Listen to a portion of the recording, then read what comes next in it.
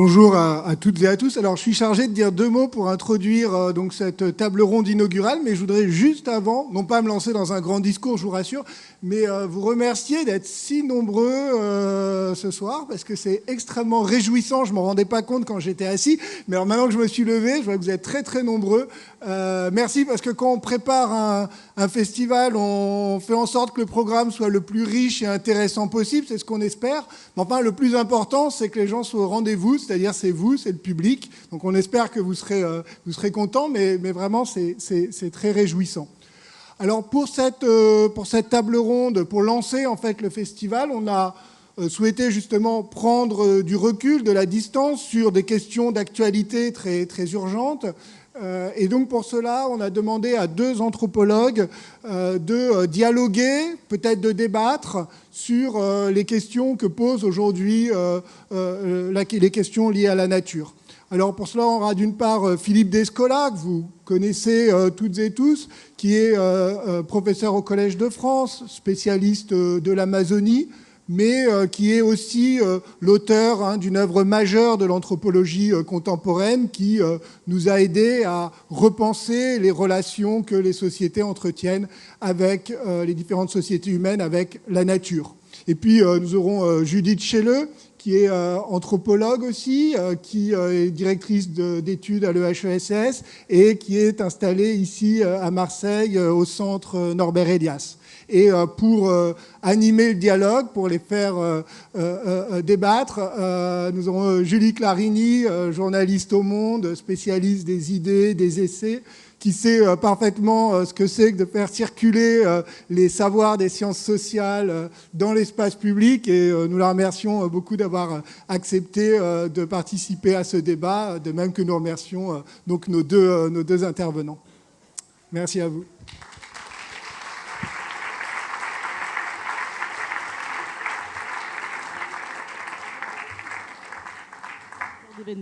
Alors je vais aller très vite parce qu'on a présenté déjà Philippe Descola et Judith Schelle, Antoine Lilti l'a fait très bien.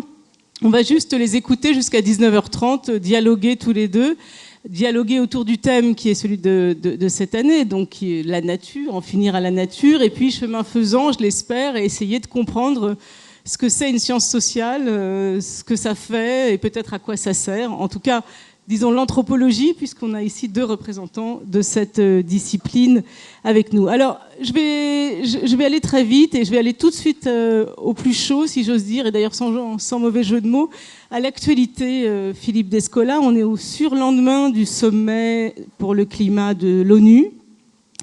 Tout l'été, et on a eu des nouvelles extrêmement inquiétantes de l'Amazonie.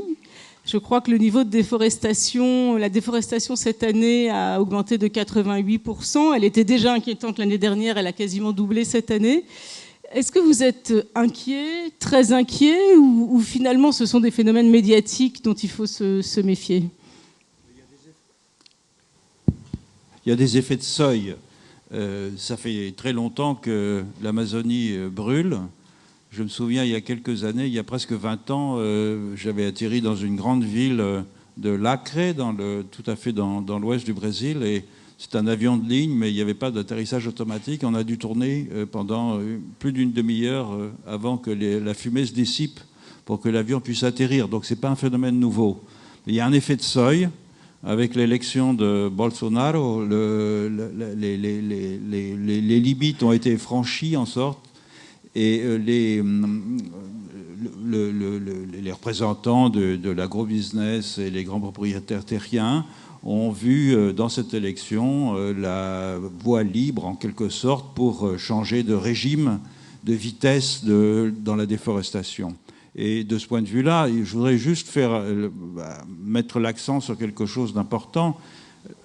L'Amazonie, c'est une forêt qui est très largement anthropique. Elle a été fabriquée de façon non intentionnelle par les Amérindiens au fil des millénaires, par des techniques d'agroforesterie, des techniques de culture, dans lesquelles le brûlis joue un rôle.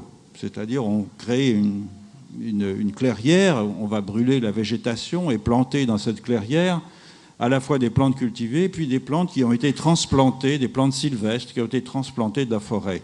Et ce faisant, la structure même de la forêt s'est modifié au fil des millénaires. Donc ce n'est pas le dernier morceau de nature sauvage dans le monde, c'est une forêt qui a été très largement transformée au fil des millénaires par les Amérindiens. Donc, pardonnez-moi, l'expression poumon de la planète, c'est oublier une partie du C'est oublier une problème. partie de l'histoire, c'est plutôt, on pourrait le définir comme un grand jardin. C'est-à-dire qu'il n'y a pas véritablement de rupture, si vous voulez, entre les jardins qui sont créés dans la forêt avec des plantes cultivées et des plantes sylvestres, et la forêt elle-même, qui est l'objet d'une profonde transformation du fait de à peu près 8000 ans de techniques culturales.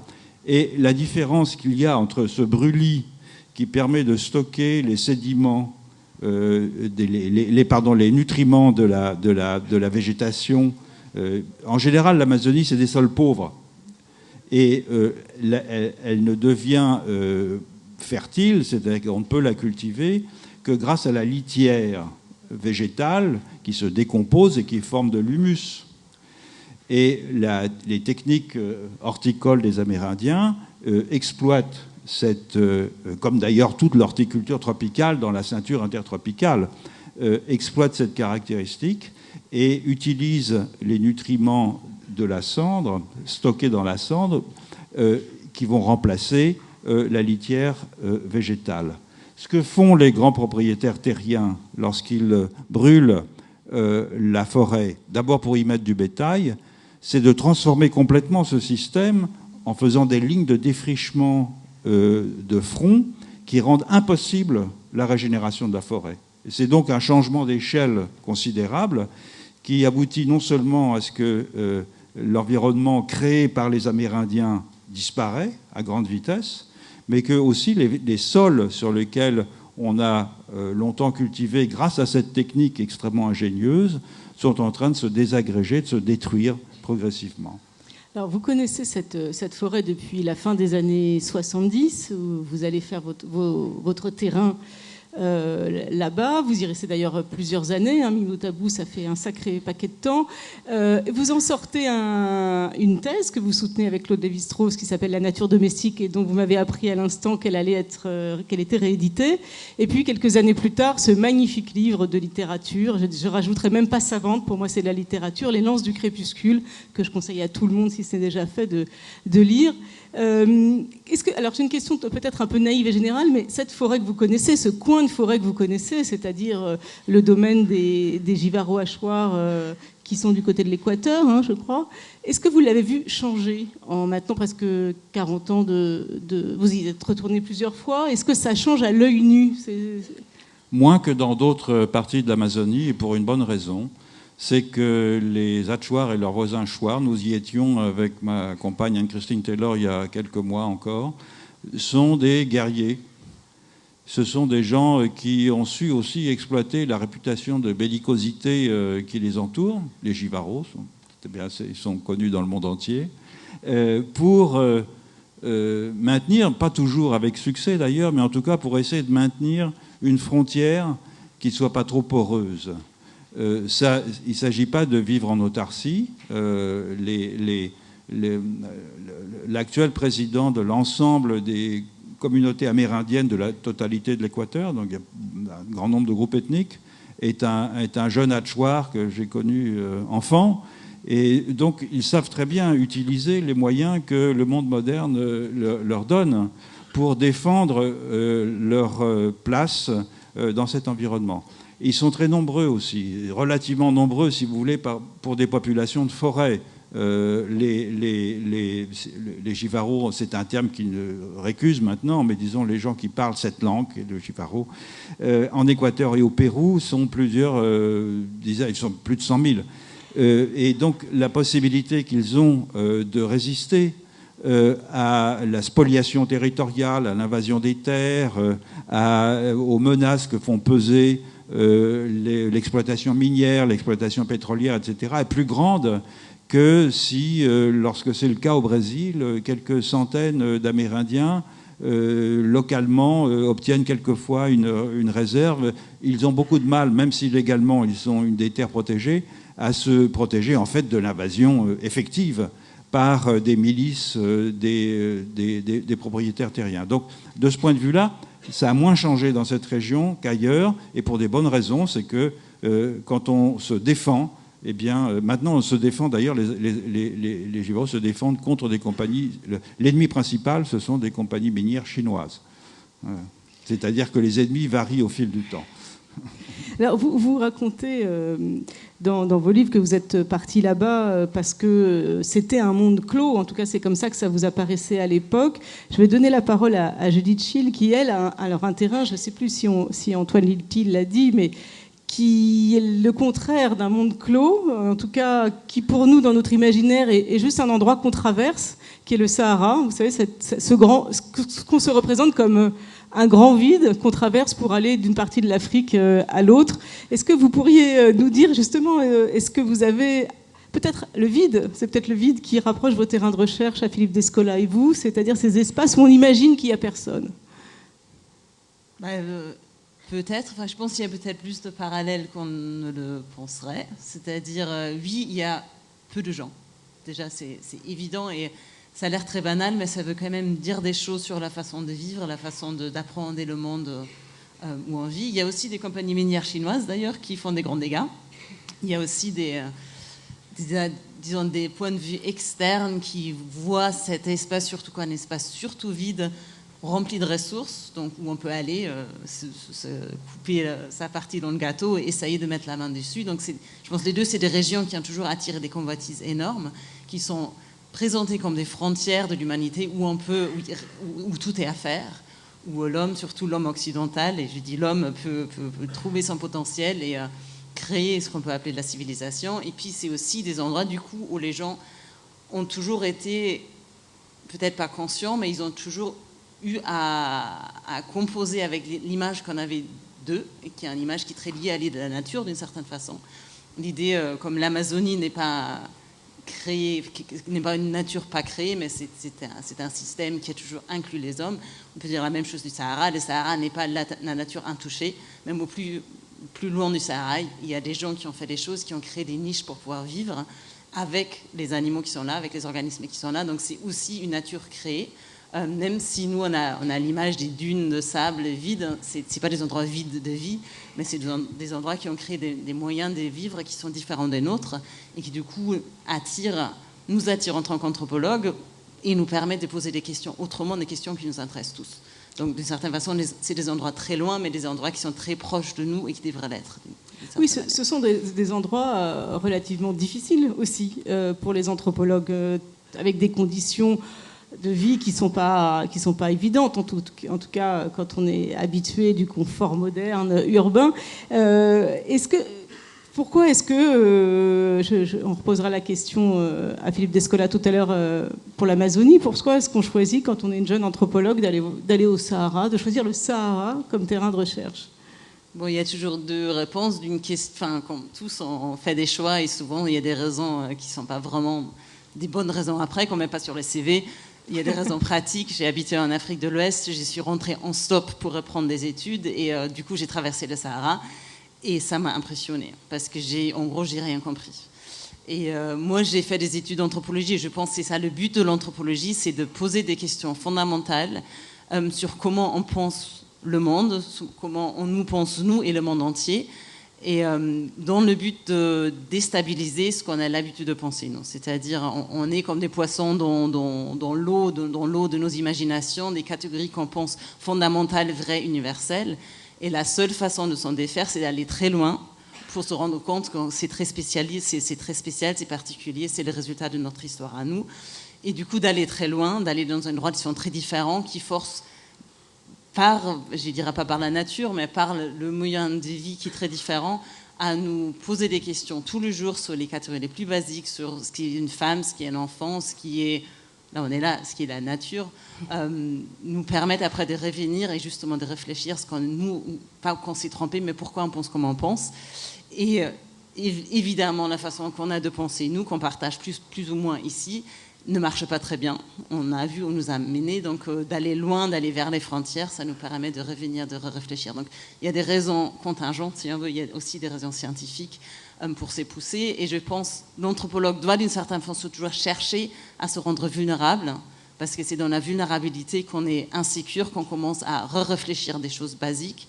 Et cette vulnérabilité, on peut la trouver partout, on peut la trouver ici à Marseille, on peut la trouver très loin, mais elle est fondamentale à ce qu'on essaie de faire en tant que chercheur en sciences sociales, je pense. Alors ça, c'est un mot que je n'aurais pas pensé entendre dans le débat, la question de la vulnérabilité.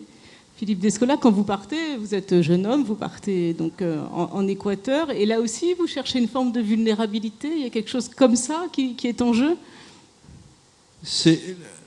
L'Amazonie, on en parle depuis très longtemps, comme on parle du Sahara en Europe, bien avant que l'anthropologie n'existe. Et donc, on a forgé les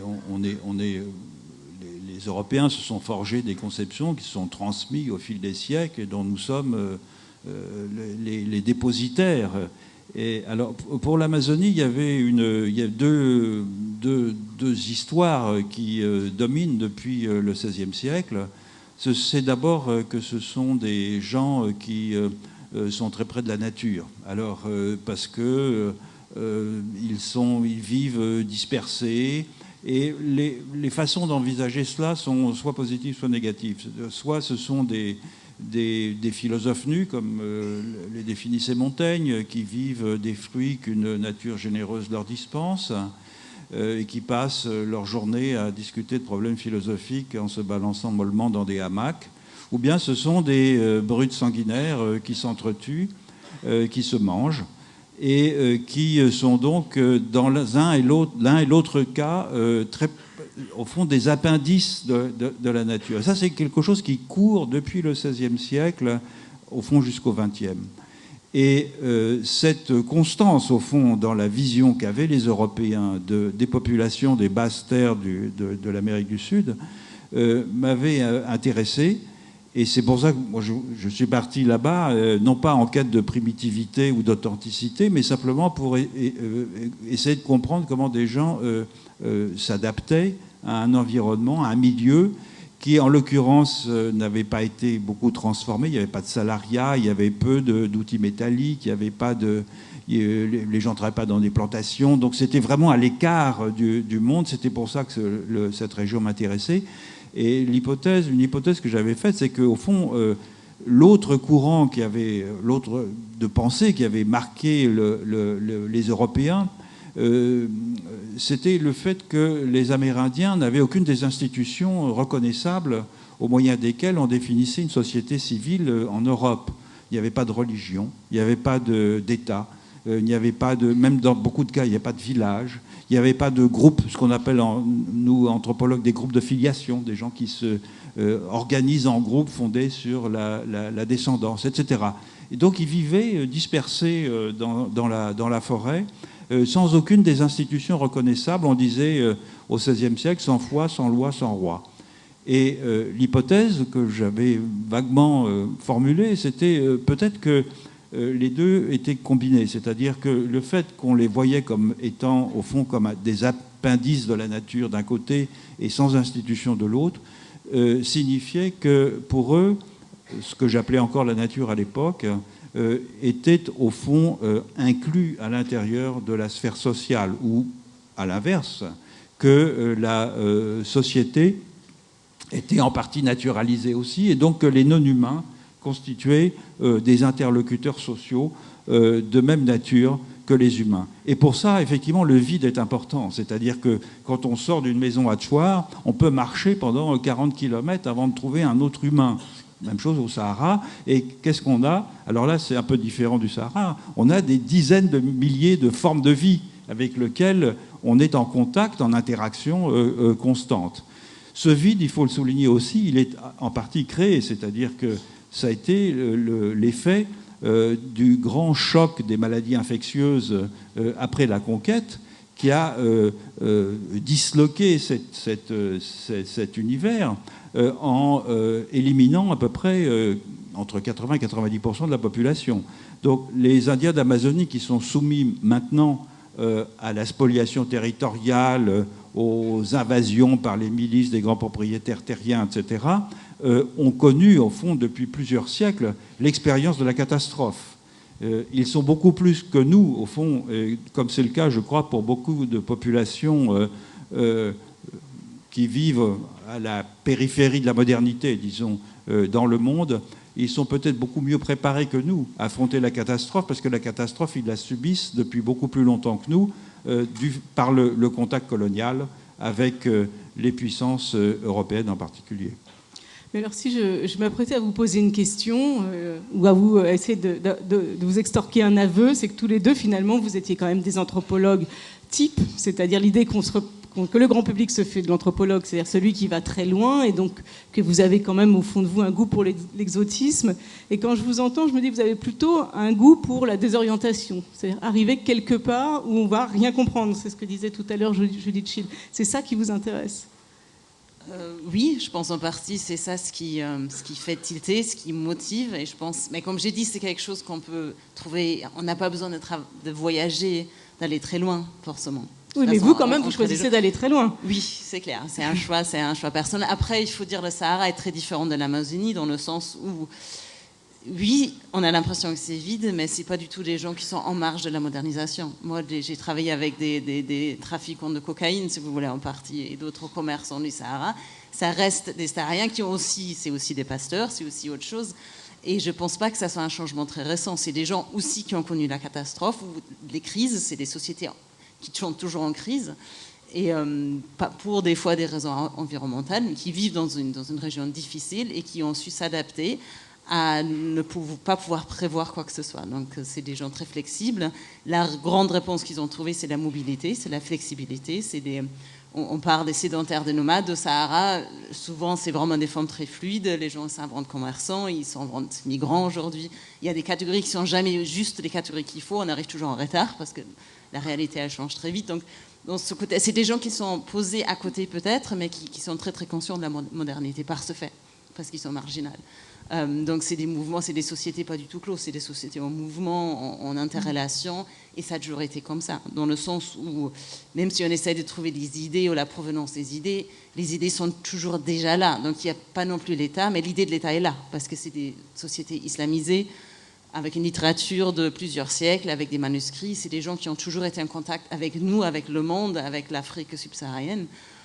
Et de ces faits, il y a une grande expérience de ça, qui ont été colonisés, oui, ils ont été colonisés de manière plus ou moins marginale, parce qu'il n'y a pas grand-chose à en tirer, si vous voulez, donc moins qu'ailleurs en Afrique, mais qui ont toujours eu à composer avec les gens de l'extérieur, aussi parce que personne au Sahara peut vivre du Sahara. Donc c'est tous des gens, il faut toujours aller chercher ailleurs pour ramasser des choses pour pouvoir vivre. Du coup, c'est des gens, c'est des experts en hospitalité, c'est aussi des guerriers, si vous voulez, ça vient ensemble. Et c'est des experts en diplomatie, forcément. Donc c'est des sociétés en mouvement, des sociétés connectées, de fait. Sinon, il n'y a pas de vie possible. Donc c'est plus ouvert, si vous voulez. Oui, mais on remarque quand même pas mal de points communs, finalement, entre ces deux espaces. Vous disiez tout à l'heure, Philippe Descola, que vous vouliez aller voir. Il me semble qu'à l'époque, on posait un peu la question comme ça. Comment un peuple s'adaptait à son environnement? Aujourd'hui, c'est devenu une formulation qu'on n'emploie plus, on ne dirait plus ça. Pourquoi est-ce que cette question, elle a disparu? Est-ce que c'est par peur du déterminisme, peut-être, justement, par peur que la nature donne la réponse? Je suis parti sur le terrain, effectivement, pour étudier cette question. Comment une société s'adapte à son environnement. Puis quand j'en suis reparti, je me suis rendu compte à quel point la question était absurde. D'abord parce que, comme je l'ai dit tout à l'heure, cet environnement, il a été en partie façonné, donc on ne s'adapte pas.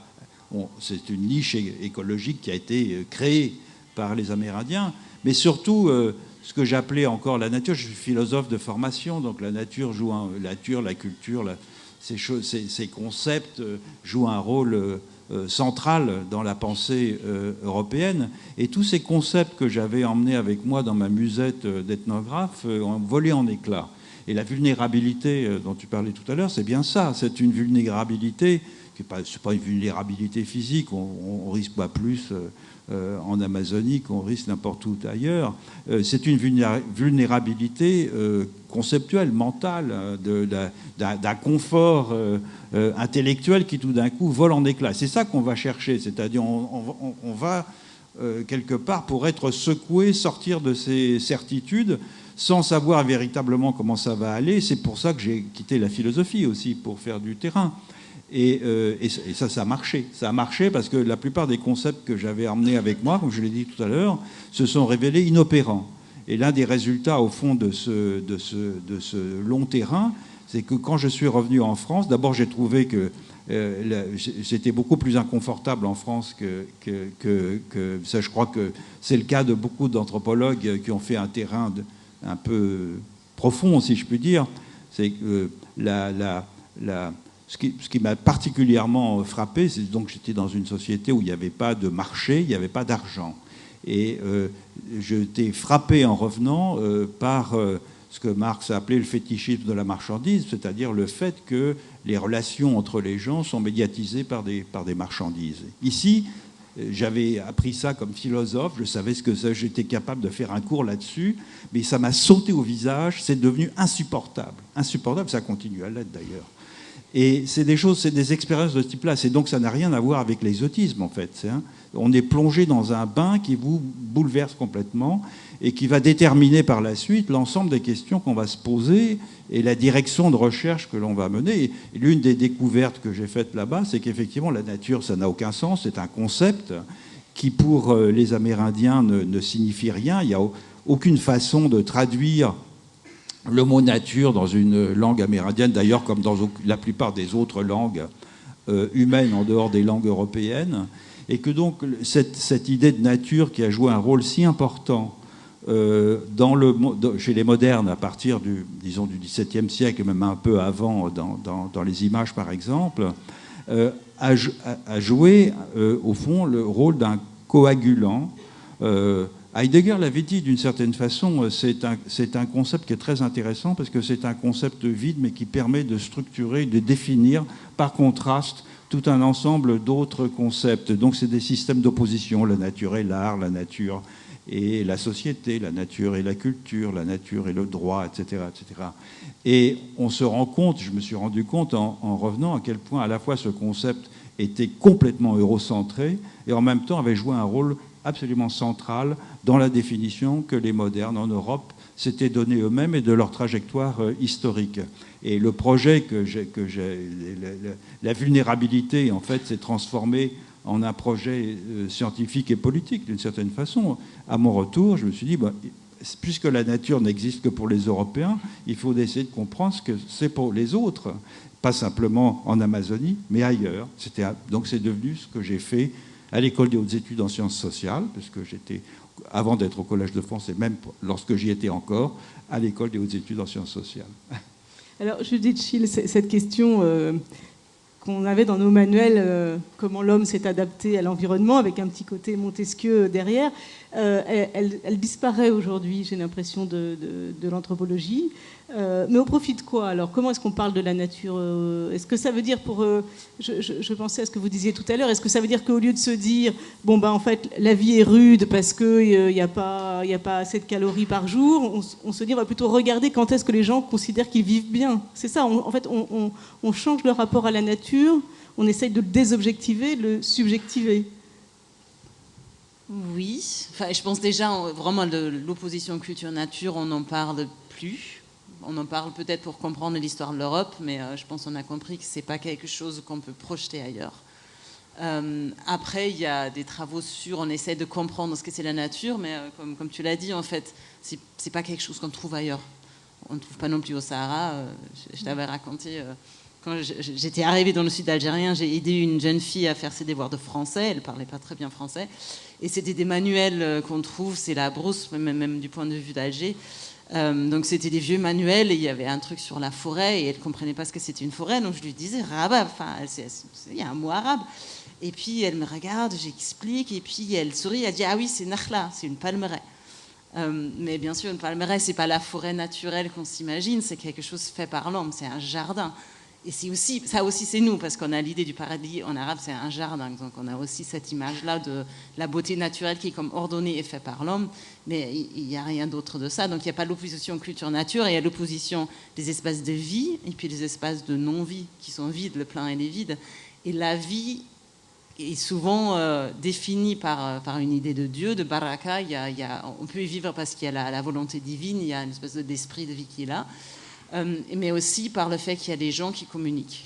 Donc la société est faite par la parole, par les mots, et on cherche, et je pense là c'est très différent de l'Amazonie, même des gens qui sont très seuls, ils cherchent à éviter la solitude. Et l'opposition qui est donnée à la civilisation, c'est souvent la solitude. Donc on cherche à communiquer, on cherche à se souvenir des histoires, à maintenir les liens, même s'il y a quand même des pasteurs, surtout des jeunes femmes, qui vont passer tous les jours, ils sont tout seuls avec les chèvres dans les montagnes, donc elles vont plus parler aux chèvres, mais ce qui compte, c'est de parler aux autres hommes, parce que c'est comme ça qu'on devient humain. Avec toujours la conscience que la vie, donc c'est pas la culture, la civilisation, vraiment la vie, la plénitude de vie, est très très fragile, parce que c'est effectivement des coins aussi difficiles. Et les gens vont dire, pareil, on revient, ils ont tous vécu, ou ils ont des souvenirs par leurs parents des crises alimentaires sévères. Et ils savent que dans un des moments des famines, la civilisation peut disparaître, les gens peuvent commencer à se comporter comme des animaux. Et la distinction, elle n'est pas faite comme nous on la ferait, parce que par l'idée que nous on a un esprit, on a un âme, et les âmes non, les animaux non, mais par l'observation des interactions sociales des animaux qui ne sont pas comme les gens. Donc en fait la société commence là, où les animaux ne sont pas comme les gens parce qu'ils ne partagent pas la nourriture, parce qu'ils ne savent pas parler, et parce qu'ils n'ont pas honte. Donc les humains sont différents, mais à des moments des crises, on peut devenir comme des animaux, parce qu'au moment de famine, les hommes ne partagent plus la nourriture non plus. Donc c'est vraiment une définition par la société qui est valorisée comme vraiment le plus haut de la civilisation, mais qui n'est jamais vraiment là. On essaie toujours de l'avoir. C'est un projet qu'on a, c'est un projet qu'on essaie d'atteindre, et qui est après conjugué avec la tradition islamique qui intègre ça très très bien. Donc nature comme catégorie, non, ça ne marche pas non plus. Adaptation, une autre question.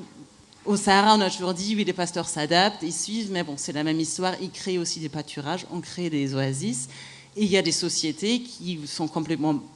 Ils ont l'air d'avoir lu des manuels d'adaptation et de vivre en sorte pour donner la preuve que c'est pas du tout comme ça. Donc, par exemple, les sociétés Toubou, j'ai fait mon dernier terrain, c'est une société où on gaspille l'eau, on gaspille la viande, il y a toute une rhétorique de générosité immédiate, de ne pas penser à l'avenir, mais de faire des choses là tout de suite. D'où aussi l'idée, on essaie d'avoir autant d'animaux, même si on a trop pour le pâturage. Il n'y a pas d'idée d'équilibre, c'est vraiment une idée de, quand on a quelque chose en partage, on en profite tout de suite, ce qui est très déroutant quand on arrive. D'être dans une oasis où les gens mettent de l'eau par terre pour rafraîchir l'atmosphère pour 10 minutes, où il n'y a pas assez à boire, très souvent, c'est vraiment déroutant. Donc on essaie de la comprendre, mais adaptation, ça ne nous amène pas très très très loin. Oui, on peut être absolument inadapté. Et peut-être que nous pourrions aussi avoir un regard extérieur qui nous dirait à quel point, justement, nous sommes par exemple inadaptés aux défis qui sont devant nous, qui sont par exemple les défis climatiques. Nous avons beaucoup de mal à adapter notre comportement à ce que nous savons. Mais je voudrais vous poser une question proche de celle du témoignage de Philippe Descola à l'instant. Quand vous rentrez, vous, du Sahara, qu'est-ce qui vous saute aux yeux ? Vous dites là-bas, ce qui compte, c'est de parler aux humains, de partager la nourriture et de savoir avoir honte. Quand vous rentrez en Europe, il y a des choses où vous vous dites vraiment c'est bizarre ici. La chose qui m'a frappée le plus, les 3 fois j'ai fait 3 terrains très longs de plus d'un an et demi à chaque fois, c'est la solitude, justement. Donc on arrive du Sahara, qui quand même, comme on dit, c'est imaginé comme un lieu de solitude, et on arrive dans des sociétés où les gens ne se parlent pas. Ils ne partagent pas la nourriture d'ailleurs. Hein. Il y a des restaurants, il n'y a même pas de mur entre les tables, les gens ils mangent juste. Donc ça, c'est toujours choquant. Après, ça devient assez banal, mais vraiment cette idée de se retrouver juste tout seul, ça fait très peur. Et après, c'est aussi la vie des universitaires, d'étudiants. On est souvent très très seuls. Et c'est juste pas imaginable. Et l'autre truc qui m'a frappé déjà sur place, j'étais une fois avec des camionneurs qui font l'aller-retour entre l'Algérie et le Mali. Avec un grand camion, on était allongés là. Il y avait un jeune apprenti, donc on parlait de l'Europe et tout ça. Et c'était parce qu'on était bien, là, on était allongés, il y avait les étoiles, c'était parfait. On arrivait au Mali, il y avait un peu de pâturage, c'était beau, c'était pas le désert justement. Et qui me disait, est-ce que chez vous c'est pareil? Est-ce qu'on peut s'allonger comme ça? Je dis, non, on peut pas. En fait, la terre appartient aux gens, donc on paye, même quand on veut dormir par terre. Puis il dit rien, et puis il me regarde, mais vos chameaux, vous les mettez où? Et c'est ça, ils ont raison, c'est cette pauvreté. Enfin, quand j'ai dit on n'a pas de chameau, ils pensaient qu'on est dans une pauvreté absolue. Ce qui est bien sûr absurde et presque obscène parce qu'on a tellement de choses, mais voilà, c'était profond et il avait raison. D'un certain niveau, il avait complètement raison. Alors, Philippe Descola, vous insistez tous les deux et ça me frappe sur le fait qu'il n'y a pas de nature naturelle. Bon, pour nous, c'est quand même très difficile à comprendre. C'est quelque chose d'extrêmement inscrit dans nos cadres mentaux. Comment est-ce qu'on fait pour essayer de sortir de cette idée-là? Parce que partout, elle se rejoue, et y compris les peuples dits premiers, enfin, on ne sait pas comment les appeler, avec tous ces adjectifs qui sont chaque fois contestés et contestables, jouent avec notre appétit pour la proximité avec la nature, la vraie nature. Il y a un folklore qui n'est pas construit uniquement par les Occidentaux, mais avec lesquels jouent aussi les peuples dits premiers. Alors comment on sort de tout ça? Parce qu'on comprend bien qu'une façon de reposer la question, ce serait d'en finir justement vraiment avec la nature, mais c'est bien difficile. Oui, il joue avec cette idée maintenant, parce que les 10 peuples premiers se sont aperçus que, au fond, ils étaient perçus par le monde occidental, moderne, impérialiste, quel que soit le terme que vous appliquez, comme étant proche de la nature. Et c'est un peu un paradoxe, parce qu'au fond, pour être proche de la nature, il faut être proche de quelque chose qui existe. Or, la nature n'existe pas pour eux, donc c'est une absurdité complète. Il y a un poème de Pessoa qui est, en fait, a parfaitement dit ça. Fernando Pessoa, il dit j'ai vu qu'il y avait des fleurs, des prés, des arbres. J'ai vu qu'il y avait des rivières et des montagnes. Mais l'idée que tout cela forme un tout est une maladie de nos idées. Une maladie de nos idées.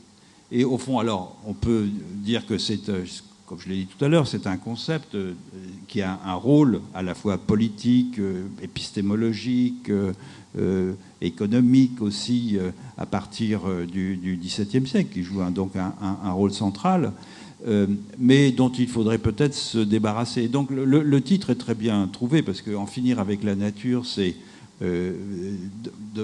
de façon, en finir avec la nature, avec ce concept qui a joué ce rôle très important et qui, au fond, a transformé par cet éloignement des sujets humains, individuels et collectifs, de l'environnement non humain au sein duquel ils évoluent et avec lequel d'autres peuples, d'autres civilisations entretiennent des rapports continus. Donc cet effet de soustraction qui a joué un rôle considérable, les non-humains devenant une ressource, les non-humains devenant un objet d'enquête et d'investigation, ce qui a contribué évidemment au développement de ce qu'on a appelé les sciences positives. Mais ce mouvement de retrait, il ne s'est pas produit ailleurs. Et il a comme conséquence notamment, ce n'est pas la seule raison, la dévastation, en somme, des milieux,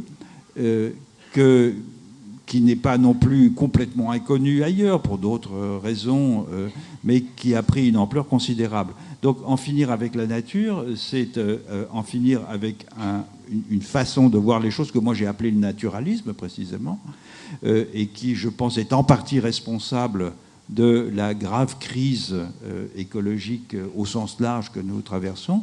Mais en finir avec la nature, c'est aussi notre futur immédiat, c'est-à-dire en finir avec la nature telle que nous la concevons, c'est-à-dire en finir avec des formes d'interaction avec les non-humains qui sont devenues impossibles à maintenir, en partie parce qu'elles étaient...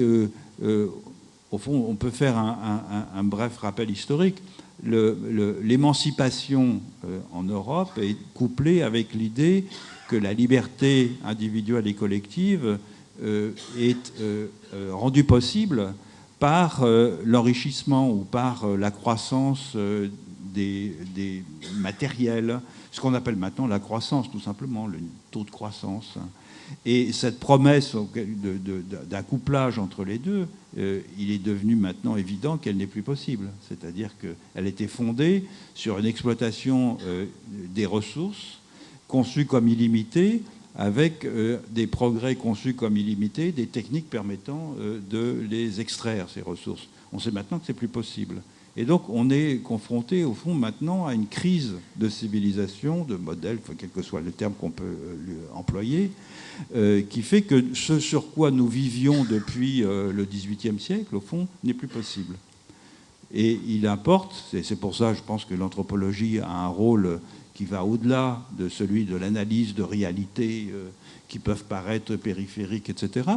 L'anthropologie réfléchit sur des expériences de vie qui ont été menées ailleurs et qui, par contraste, montrent à quel point notre expérience de vie à nous peut être problématique, mais en même temps fournit non pas des instruments pour des transpositions, mais des stimulations intellectuelles pour penser des directions différentes que celles dans lesquelles nous sommes engagés. Il ne s'agit pas de dire qu'on va vivre comme des Toubous ou des Touaregs ou des Atchouars, bien sûr, ça n'a aucun sens. Mais le fait que les Toubous, les Touaregs, les Atchouars et bien d'autres peuples ont inventé collectivement des formes d'être ensemble, des formes d'habiter le monde qui soient très différentes des nôtres, est une extraordinaire stimulation pour nous inciter nous-mêmes à inventer une forme différente d'habiter le monde, en tout cas différente de celle qui s'est développée au fil des derniers siècles. Vous êtes d'accord, Judith Schill, avec cette idée que l'anthropologie, finalement, ça sert à quelque chose aujourd'hui? J'espère bien, je suis anthropologue. Hein. Non, vous savez bien que j'avais posé la question à Philippe Descola quand j'avais fait un portrait de lui il y a quelques années. Il avait dit les sciences sociales, tout leur donner, ne rien leur demander. Alors, je vous demande si vous servez à quelque chose. Oui, et je suis d'accord aussi qu'il faut... Parce qu'en fait, on est dans un monde d'experts où on nous demande souvent d'intervenir dans les débats en tant qu'experts. Et très souvent, ça ne sert à strictement rien, pas seulement parce qu'on ne nous écoute pas, mais parce que justement, les questions, les catégories qui nous sont posées là ne servent à rien. Et souvent, on est juste là pour légitimer ou peut-être donner des données, comme on dit, data, qui est un peu différent de ce qu'on aura pensé. Mais en gros, ça passe inaperçu. Et c'est vrai qu'on a... C'est-à-dire, il y a des choses qu'on sait en sciences sociales depuis très longtemps et qu'on répète, et les gens ils disent oui, et puis ça change rien. Donc c'est vraiment une question plus fondamentale. Il faudra qu'on essaye de changer pas seulement les réponses qu'on donne, mais les questions qu'on pose. Et ça, c'est autrement plus difficile. Et moi, j'ai pas de recette pour. Mais je suis sûre qu'on a eu la même expérience, qu'on est à entretien après entretien. Nous, par exemple, sur les migrations à travers les Sahara, on a beau dire qu'en fait, il y en a très peu. De toute façon, il n'y a pas les déluges qui avaient arrivé en Europe. Les gens ne veulent pas écouter. Et donc, il faut se poser la question pourquoi. Ils ne peuvent pas. Pourquoi ces catégories ont tellement de poids, même si nous, en tant que scientifiques, on dit le contraire depuis 30 ans. Donc, ça, c'est une question.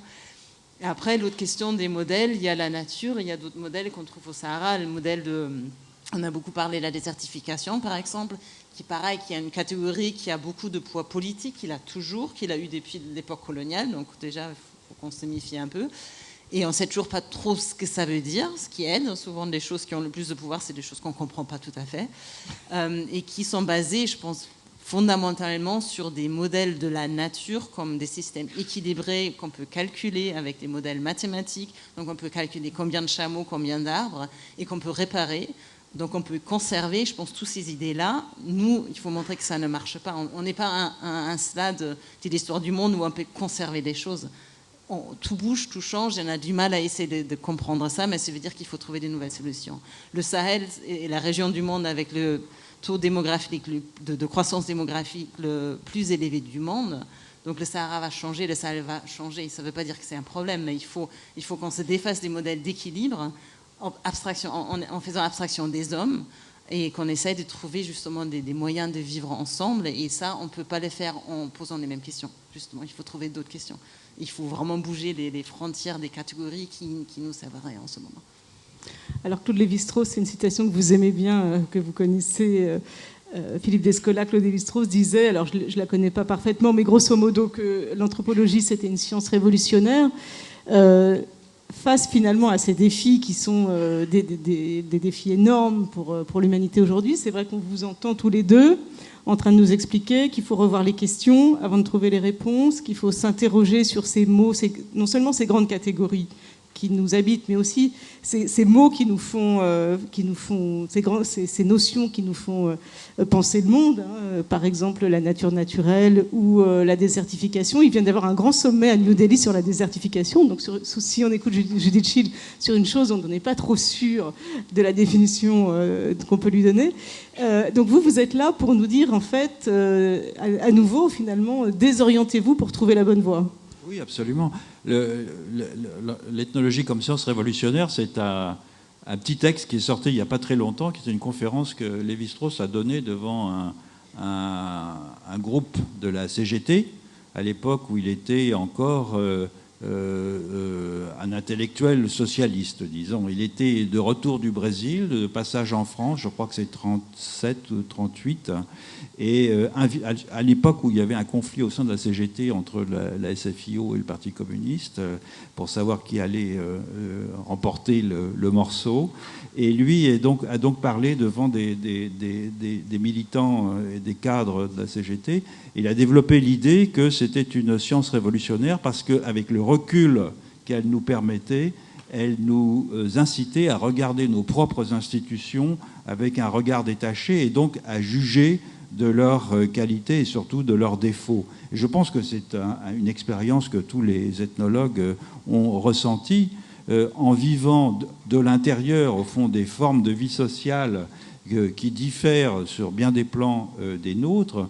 On est incité à regarder les nôtres avec un certain scepticisme, et comme je l'ai dit tout à l'heure aussi, par l'anthropologie, c'est-à-dire par l'exercice de la comparaison, par la lecture que nous faisons des travaux des autres ethnologues qui travaillent dans des régions très différentes du monde.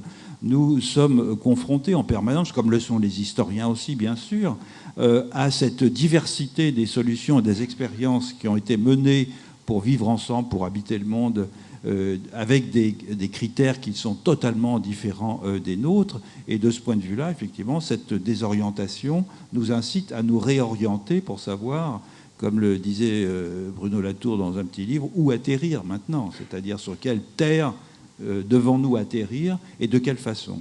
Et je pense que les sciences sociales ont ce rôle fondamental qui n'est pas un rôle, tu l'as bien dit, d'expertise. Le paradoxe de cette affaire, c'est que, au fond, les sciences sociales comme système d'ingénierie, il est en partie fondé sur un vocabulaire qui a été créé par les sciences sociales. Au fond, lorsque la presse et même le grand public s'exprime sur la vie sociale, elle emploie des concepts qui ont été forgés d'abord par la philosophie politique, la philosophie des Lumières, et aussi par les sciences sociales. La notion de société, par exemple, telle qu'on la conçoit ordinairement dans la vie courante, au fond, elle est quand même très tributaire, même si les gens ne le savent pas, de la conception que Durkheim avait de la notion de société.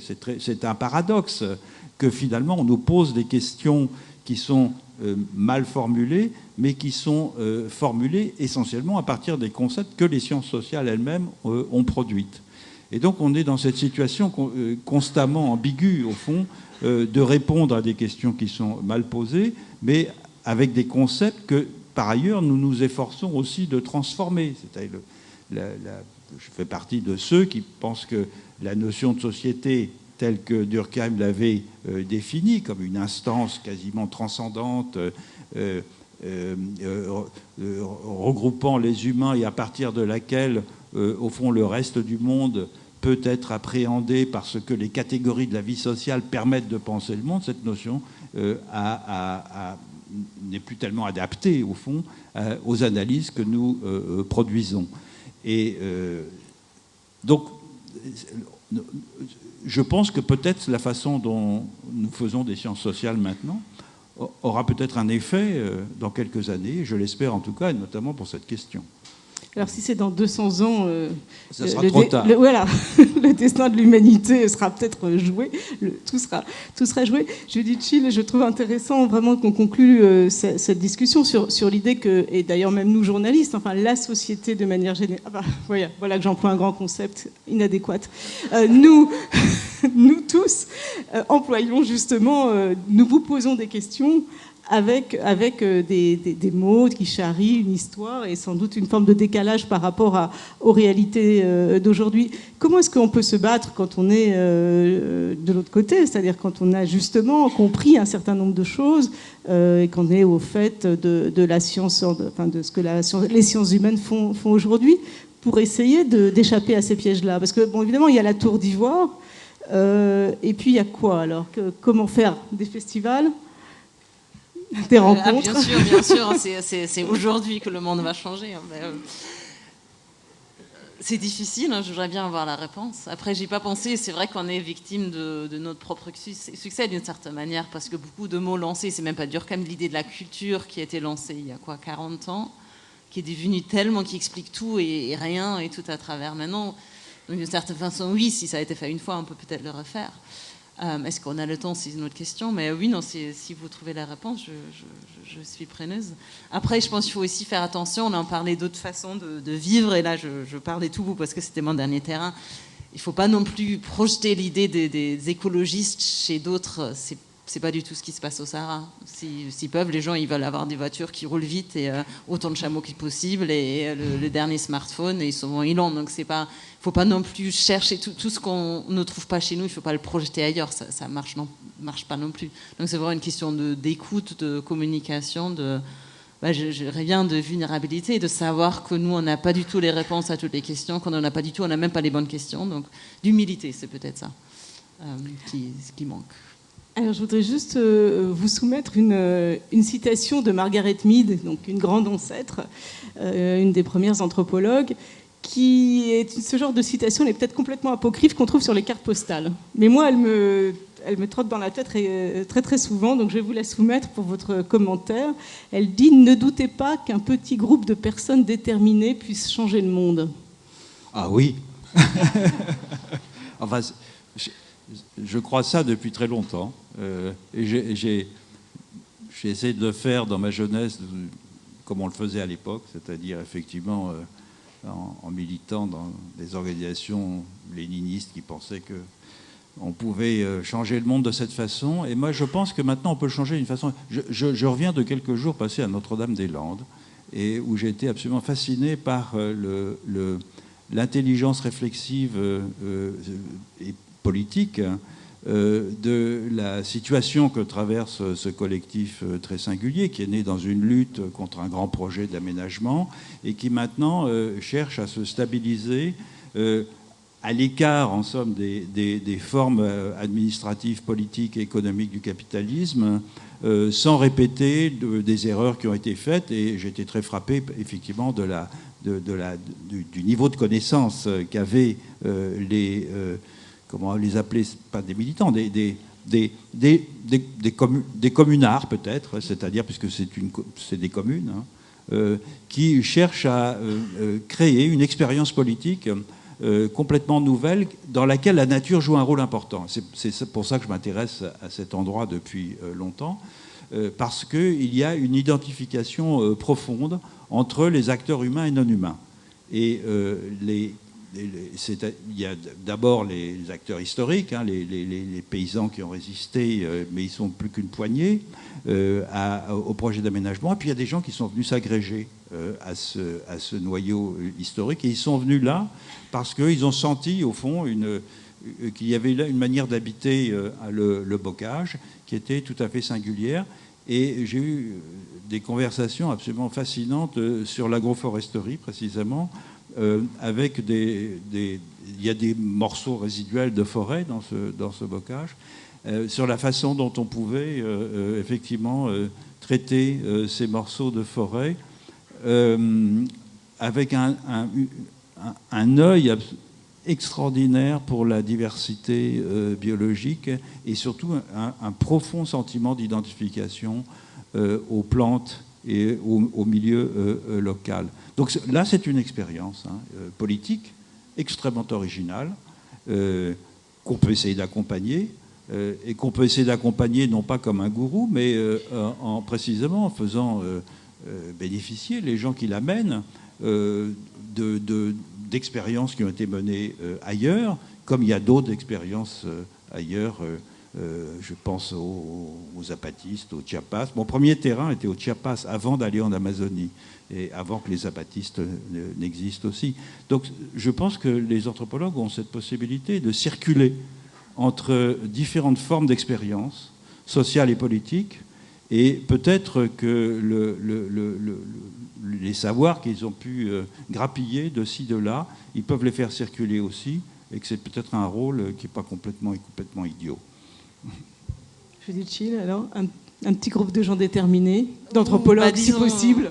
Je sais pas. Après, les petits groupes de gens déterminés au Sahara, avec des visions politiques différentes, c'est pas les écologistes en général. Donc c'est autre chose. Et c'est vrai, en venant du Sahara, c'est, sans vouloir être trop pessimiste, mais je pense qu'il faut retenir, en parlant de cette région du monde, c'est qu'il n'y a pas de crise naturelle qui ne soit d'abord une crise politique. C'est comme ça que les gens le vivent.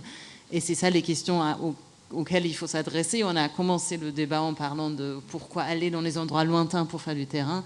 Il y a aussi une raison, c'est qu'il y a beaucoup de ces endroits, notamment au Sahara, au Moyen-Orient de manière générale, où on ne va plus parce qu'on a peur, parce que c'est des endroits maintenant dangereux, parce que c'est des endroits en guerre, avec des terroristes de toutes sortes, terroristes entre guillemets, c'est aussi une catégorie très, très compliquée.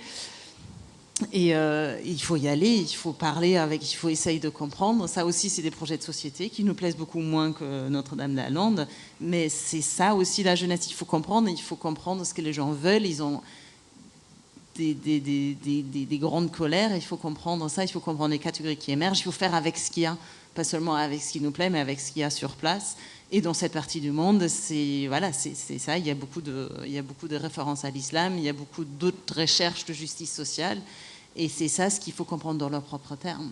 Et souvent, ça peut devenir très violent, c'est pas forcément quelque chose qu'on aime beaucoup, mais il faut y aller, il faut continuer à voir ce qui se passe vraiment, pour avoir cette distance vis-à-vis de ce qu'on dit. Et le Sahara, si on regarde la carte maintenant du ministère des Affaires étrangères, c'est tout rouge, on n'a plus le droit du tout d'y aller.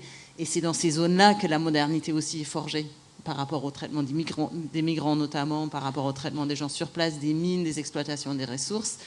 Et la moindre des choses qu'on peut faire, nous, c'est de dire ce qui se passe, de regarder, de dire, oh là, toutes les choses qu'on a dit, c'est pas des mensonges, mais c'est juste des mots qui n'existent pas.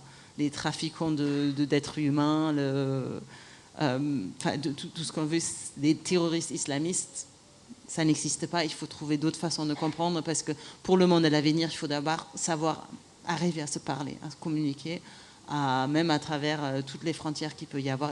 On n'a plus le choix. Il faut vraiment qu'on arrive à se parler, à s'écouter. Merci Judith Schill, merci Philippe Descola. Malheureusement, on n'a pas le temps pour les questions du public, mais il y a un buffet, donc de manière informelle, vous avez encore une chance peut-être de poser vos questions. Merci à tous.